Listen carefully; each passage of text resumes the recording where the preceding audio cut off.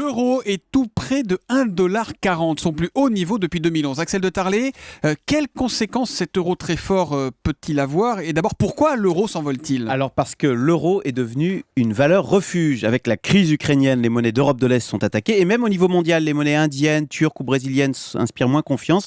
Donc l'euro est devenu une monnaie refuge, d'autant que les craintes d'une explosion de la monnaie unique se sont dissipées.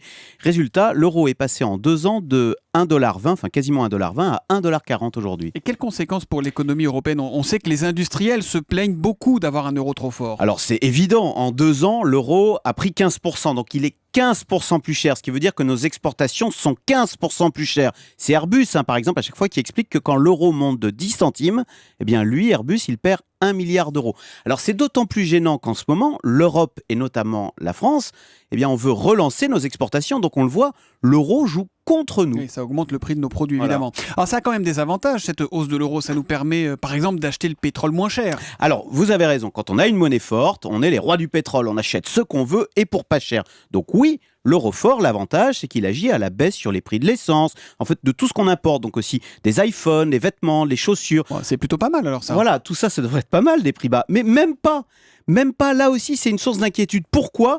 Parce que l'inflation est déjà très basse en Europe en ce moment, à peine 0,8%.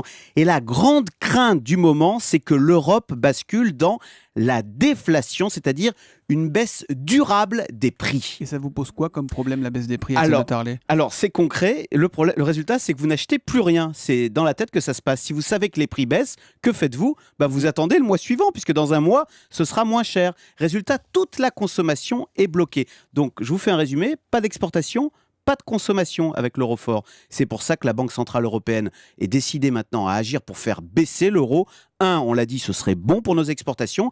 Et puis 2, faire valser un peu les étiquettes. Ça redonne vie dans les magasins. On a envie d'acheter avant que ça monte. Ah oui, évidemment. Il y a de la psychologie dans tout ça, dans Voilà. la finance et dans l'économie. À noter, tiens, la bourse de Moscou ouvre en hausse de 2% au lendemain du référendum en Crimée. Donc voilà, décidément, tout est lié. Axel de Tarlé, le Zoom Echo, 7h10 tous les matins sur Europe 1.